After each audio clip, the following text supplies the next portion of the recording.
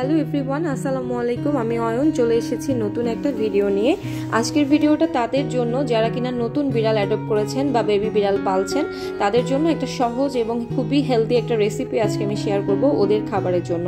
বড় বিড়ালদের খাবার আর বেবি ক্যাটদের যখন ফার্স্টের দিকে ওরা সলিড স্টার্ট করে, সো সেম খাবার হয় না বা ওরা সেম খাবার বড়দের মতো খেতে পারে না। সো ওদের জন্য একটু ডিফারেন্টভাবে মেক করতে হয়, সেটাই খুব সহজে আজকে আমি দেখিয়ে দিব। আমি এখানে 7-8 টুকরা মাছ নিয়েছি, আপনারা চাইলে মাংস অ্যাড করতে পারেন, মুরগির মাংস। এবং এখানে আমি তো মিষ্টি কুমড়া নিয়েছি, আপনারা চাইলে মিষ্টি কুমড়ার জায়গায় এখানে ব্রকলি নিতে পারেন, বাঁধাকপি নিতে পারেন, বা আপনারা এখানে শসা, তারপর আলু অ্যান্ড আরও কিছু এই টাইপের যে সবজিগুলো আছে সেগুলো কিন্তু অ্যাড করতে পারেন। বিড়ালের খাবারে বিভিন্ন রকম ভিটামিনের সোর্স কিন্তু এই সবজিগুলোর মধ্যে থাকে। তো যেটা বলেছি, মাছের পরিবর্তে এখানে চিকেনও অ্যাড করতে পারেন, সেম প্রসেস এটা বানাবেন। আমি এখানে বয়েল করে নিচ্ছি মাছ সিদ্ধ হওয়ার আগ পর্যন্ত। এটাকে খুব ভালোভাবে মিষ্টি কুমড়া এবং মাছ দুটোই সিদ্ধ হয়ে গিয়েছে এখানে দেখতে পাচ্ছেন। এবং আমি এখানে 2 থেকে 3 মুঠ পরিমাণ ভাত নিয়েছি। আমার মাছ ছিল 7-8 টুকরার বা 8-9 টুকরার মতো হবে, এবং সেই অনুপাতে আমি 2 থেকে 3 মুঠ পরিমাণের ভাত এখানে নিয়েছি। 2 মুঠের পরিমাণ।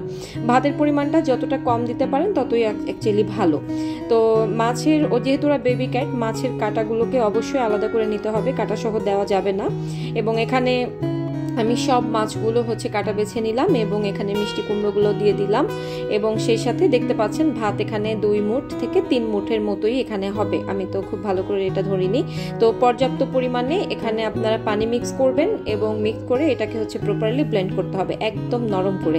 তো এই খাবারটা যারা ফার্স্ট যখন আপনারা বেবি ক্যাটকে খাবার দিবেন, এইভাবেই খাবার মেক করে দিতে হবে। এবং বিভিন্নভাবে এখানে আপনারা বয়েলড এগ অ্যাড করতে পারেন, চিকেন বা ফিশ এভাবে অ্যাড করে ওদেরকে কিন্তু দিতে পারেন।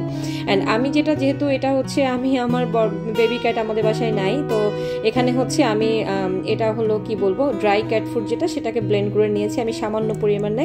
আমার যে বিড়াল খেতে চায় না সেই বিড়ালকে কিন্তু এটা ওর খাবারের ভিতরে অ্যাড করে যখন আমি মিক্স করে দেই, ও কিন্তু তখন এই খাবারটা খুব ভালোভাবে খেয়ে নেয়। তো আপনারাও চাইলে আপনাদের বেবি ক্যাটের যদি খাবার খেতে কোনো অনীহা কাজ করে, সেক্ষেত্রে কিন্তু যেটা আপনার ওয়েট যেগুলো পাউচ কিনতে পাওয়া যায় বা ওয়েট ক্যাট ফুড কিনতে পাওয়া যায়, সেগুলো কিন্তু ওদের খাবারে সামান্য পরিমাণে জাস্ট ফ্লেভারের জন্য সামান্য পরিমাণে অ্যাড করে দিতে পারেন, স্মেলের জন্য আর কি। হ্যাঁ, এভাবে এটাকে প্রিজার্ভ করতে পারবেন নর্মাল ফ্রিজে 1 থেকে 2 দিন সমান, বা এর বেশি বেবি ক্যাটদের জন্য নর্মাল ফ্রিজে প্রিজার্ভ করা ঠিক হবে না। আর ডিপে রাখতে পারবেন 15-20 দিন পর্যন্ত। সো আশা করি ভিডিওটা ভালো লেগেছে। যাদের বেবি ক্যাট আছেন তারা এভাবেই তাদেরকে খাবার প্রিপেয়ার করে দিতে পারেন এবং এরা খুব মজা করে এটা খায়। সবাই অনেক অনেক ভালো থাকবেন, সুস্থ থাকবেন। যদি আমার ভিডিওগুলো ভালো লাগে সেক্ষেত্রে আমার চ্যানেলটা অবশ্যই সাবস্ক্রাইব করবেন। আর কমেন্ট সেকশনে আপনার যে কোনো সমস্যা আপনি চাইলে কমেন্ট সেকশনে উল্লেখ করতে পারেন। সবাই অনেক ভালো থাকবেন, সুস্থ থাকবেন। আসসালামু আলাইকুম।